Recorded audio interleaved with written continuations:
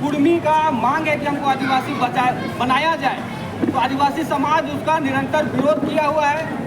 वो समाज हमेशा आदिवासी समाज को हीन भावना से देखते आए हैं, चाहे हम झारखंड में बात करें, चाहे विभिन्न राज्यों में बात करें। आदिवासी समाज को हीन भावना से देखने वाले अपने आप को आज आदिवासी का दर्जा मांगते हैं। इसलिए पूर्व में हमारा लगभग झारखंड के 3300 जनजातियों का एक बैठक हुआ था, महाबैठक, और आज पूरा 2400 जिला का युवाओं का बैठक हुआ, जिसमें यह स्पष्ट हो गया कि 17 तारीख जो हुंकार आदिवासी महारैली प्रभात तारा ग्राउंड में होने वाली है, उसको सफल बनाने के लिए और अपना एकता का परिचय पूरा आदिवासी समाज देने के लिए आज युवाओं का महाबैठक हुआ और यह निर्णय हुआ कि पूरा जन सैलाब प्रभात तारा ग्राउंड में कूच करेगा। जिस तरह से इस सिरमटोली सरना स्थल में लाखों की संख्या में सरहुल शोभा यात्रा की तर्ज पे जो भीड़ आती है, अपनी अस्मिता, अपनी संस्कृति और अपनी पहचान को बचाने के लिए पूरा आदिवासी समाज 17 तारीख को वो कूच करने का काम करेगा। इसलिए आज यह विशेष बैठक की गई थी। ये कुर्मी समुदाय संविधान से इतर हट के अपने आप को बोलते हैं कि हम लोग संवैधानिक लड़ाई लड़ रहे हैं और रेल रोकने का काम करते हैं, राज्य का और राष्ट्र का जो क्षति पहुंचाने का काम करते हैं। अगर आपको आदिवासी बनना है, आप संवैधानिक रूप से डॉक्यूमेंट्री, आप कोर्ट के माध्यम से, आप राष्ट्रपति के माध्यम से, विभिन्न जगह है, लेकिन यह पॉलिटिकल प्रेशर, चाहे वो केंद्र सरकार का बात करें, चाहे क्षेत्रीय पार्टियों की बात करें, पॉलिटिकल प्रेशर बना के अगर आप अपने आप को आदिवासी बनाना चाहते हैं, उसका घोर विरोध होगा। और वो 17 तारीख को जन सैलाब ये युवा ने ठाना है कि हम लोग प्रभात तारा मैदान में जगह नहीं रहेगा, इतना आक्रोश आपको देखने को मिलेगा। यह झारखंड में आपसी एकता को जो तोड़ने का प्रयास किया जा रहा है। अलग जब झारखंड था, चाहे कुर्मी समुदाय हो, चाहे आदिवासी समुदाय हो, दोनों का योगदान से अलग झारखंड बना। लेकिन आज इस झारखंड को धूमिल करने का, आपसी एकता को तोड़ने का जो काम किया जा रहा है, कहीं ना कहीं यह केंद्र सरकार का षड्यंत्र है। जिस तरह से मणिपुर आज जल उठा है, ये झारखंड को बनाने की स्थिति में है, तो वो काली मनसा को भी हम लोग अच्छी तरह से समझते हैं। इसलिए आज का जो बैठक में आह्वान हो चुका है कि अगर आप पॉलिटिकल प्रेशर से आदिवासी बनना चाहेंगे तो आदिवासी भी पीछे नहीं है। वो प्रभात तारा ऐतिहासिक रैली 17 अक्टूबर को आदिवासी समाज जरूर उपस्थित नहीं हो पाए, तो ये हमारे युवा की तरफ से ये आह्वान होगा कि अपनी अस्मिता, संस्कृति, भाषा को बचाने के लिए जिस तरह से बिरसा मुंडा, सिद्धू कान्हू, चांद भैरव ने संघर्ष की गाथा बोई है, तो आप भी इस आंदोलन में शरीक हो, क्योंकि हम उसी महापुरुष के वंशज हैं और ये ताकत को दिखाने का जरूरत है।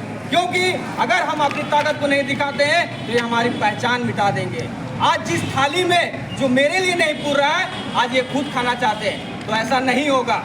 वोट की राजनीति में आदिवासी बलि का बकरा अब नहीं बनेगा, क्योंकि आदिवासी समाज अब जाग गया है और अपने अधिकार को पहचान चुका है।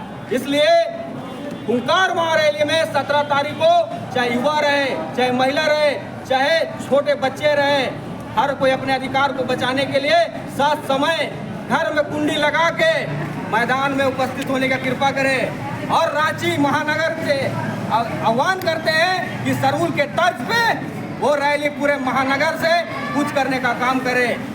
आप प्रभात तारा ग्राउंड में रामगढ़ वाला से ले लीजिए। रामगढ़ आज में कितने भी इन्होंने डॉक्यूमेंट सबमिट किया है, या फिर अभी तक सोशल मीडिया पे जो भी चला रहे हैं ये लोग, इतिहास का हो या फिर सेंसस रिपोर्ट पे हो, एक ही वर्ड आपको देखने को मिलेगा, कुर्मी या तो कुर्मी। तो आप हमको बताइए कि वहाँ पे प्रॉपर तरीके से क्लासीफाई ही नहीं किया गया, जैसे हमारा ट्राइब में किया जाता है। अगर हम आदिवासी हैं तो हमें मुंडा डिफाइन किया गया है, संथाल डिफाइन किया गया है, वो डिफाइन किया है। इनको बस एक ही चीज में रखा गया कि कुर्मी है या तो कुर्मी है। आप तो फिर आप बोल रहे कि बिहार का कुर्मी अलग है, तो आपका पर्टिकुलर रिपोर्ट कहाँ पे है इतिहास में कि आप पर्टिकुलर छोटा नागपुर के जो आदिवासी मानते हैं वही कुर्मी है? तो वो आज तक आपने क्यों प्रूफ नहीं कर रहे हैं?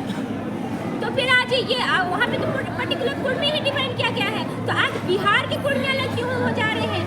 बंगाल के कुर्मी क्यों अलग हो जा रहे हैं? उड़ीसा के कुर्मी अलग क्यों हो जा रहे हैं? कहाँ पे डिफाइन किया गया है कि एक काशी कुश्ती वाले कुर्मी ही छोटा नागपुर समुदाय के आदिवासी है? कौन सा इतिहासकार ने ये दर्ज किया था? ये जनता को आप लोग दिखाइए, और आपके जो इतिहासकार है, वकील साहब हैं, उनसे भी दिखाने की मांग करते हैं। यहाँ एक तरफ कह रहे हैं कि DNA का हम 65,000 वर्ष पूर्व का डीएनए है इसलिए हम आदिवासी हैं। तो किस संविधान के आर्टिकल में लिखा गया है 342 में कि डीएनए के आधार पर आप आदिवासी बन सकते हैं? ये हम उनसे मांग करना चाहते हैं कि आप बताएं कि किस संविधान के आर्टिकल में आज तक जितने भी सूची में बनाए गए हैं आदिवासी उसका किसी भी डीएनए का जिक्र नहीं है, ना ही तो कुछ प्रावधान है। दूसरी बात, अखिलेश श्रीवास्तव जी हाईकोर्ट के वकील हैं, वो बार बार बयानबाजी कर रहे हैं, गलत तरीके से बयानबाजी कर रहे हैं।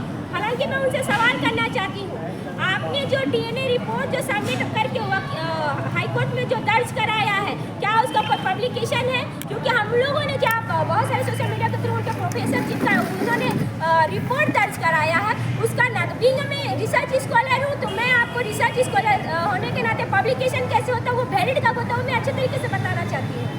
अगर आप किसी भी रिपोर्ट या शोध कार्य को आप सबमिट करते हैं तो पहले तो आपको प्रॉपर तरीके रिसर्च होता है, इंटरनली उसका मार्किंग होता है, वहाँ के जो पैनल होते हैं उन पर क्वेश्चनिंग करते हैं, उनका AI कॉपीराइट होता है, प्लस जो भी रिसर्च उसका प्रॉपर साइटेशन होता है, वो सारे कुछ दिखाने होते हैं। प्लस आपको अगर इंटरनेशनल, क्योंकि ये जर्नल पे जाने की बात करें, क्योंकि टेक्निकल फील्ड में दो तरीके के पेपर होते हैं, एक कॉन्फ्रेंस होता है, एक जर्नल होता है, तो सारे का मापदंड वही बेसिस पे है। तो अगर जर्नल पे जाए तो मिनिमम 6 से 7 महीने का मिनिमम टाइम लगता है। और प्लस इसमें है कि इंटरनेशनल कॉपीराइट भी इनको जमा करना होता है।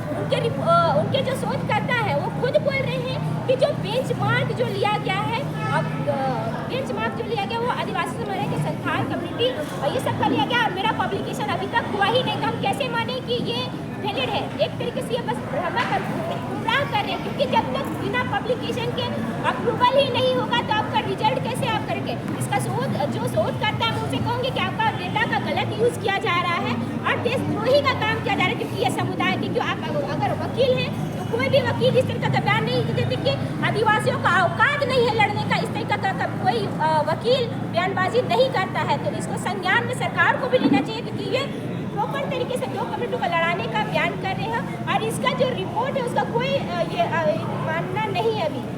प्लस उसी तरीके से इनके ही लोग कह रहे हैं कि यहाँ के जो आदिवासी हैं वो बाहर से आए हुए हैं, एक तरफ इनका खूब बयानबाजी चल रहा है। तो अगर बयानबाजी है तो अभी तक जितने भी डीएनए रिपोर्ट में सम्मिलित किया गया है वो रिपोर्ट में साफ करेगा कि जो बेंचमार्क है वो संथाल मुंडा हो कम्युनिटी के तरीके से आदिवासियों का डीएनए बेंचमार्क में रखा गया है। तो आपने किस तरीके से तर्क से, कौन से PhD स्कॉलर हैं जी आपने ये तर्क साबित किया कि यहाँ के जो लोग हैं वो बाहरी हैं? एक तरफ ये कह रहे हैं कि अभी जो है ये 65,000, अभी तक किसी ने भी साबित नहीं किया कि 65,000 पुराना कोई भी डीएनए आज अभी इस जनरेशन में मौजूद है। इनका एक और फर्जी कहानी यहाँ से स्टार्ट होती है।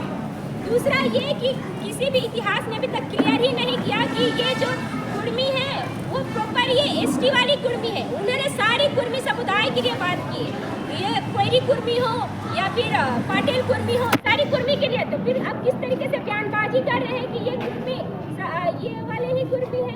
प्लस ये एक तरफ ये भी बोलते हैं कि जो यहाँ के जो झारखंड के जो TRI रिपोर्ट बनी है वो गलत तरीके से बनाए गए। क्यों? क्योंकि यहाँ के जो निदेशक थे, जो डायरेक्शन दे रहे थे TRI के शोधकर्ता के लिए, वो आदिवासी थे, सोमा मुंडा। उन्होंने गलत रिपोर्ट बनाया, घर पे बैठ के रिपोर्ट बनाया। ठीक है, आपका बात भी हम रख लेते।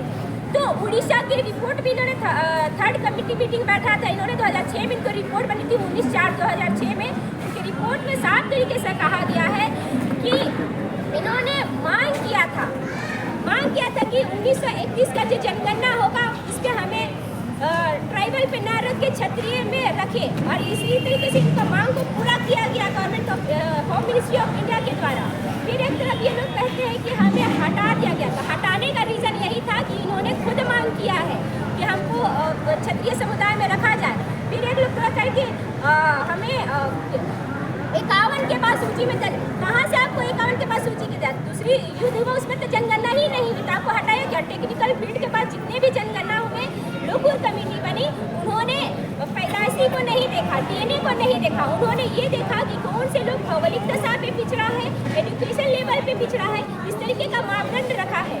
तो उन्होंने उड़ीसा की रिपोर्ट में साफ तरीके से कहा गया कि संथाल के कोल संथाली लोगों से इनकी जो आर्थिक दशा है, एजुकेशन है या भौगोलिक दशा जो भी है, ये उनसे बहुत ज़्यादा ही डेवलपमेंट है। तो फिर उड़ीसा के ने आपको क्यों खारिज किया? वहाँ तो DK मिश्रा के चेयरपर्सन थे ना, तो वो तो आदिवासी नहीं थे, उस पर प्लस आप एक बार ठीक है गलत, आपके लिए 3 बार उड़ीसा में भी कमेटी बैठाई गई।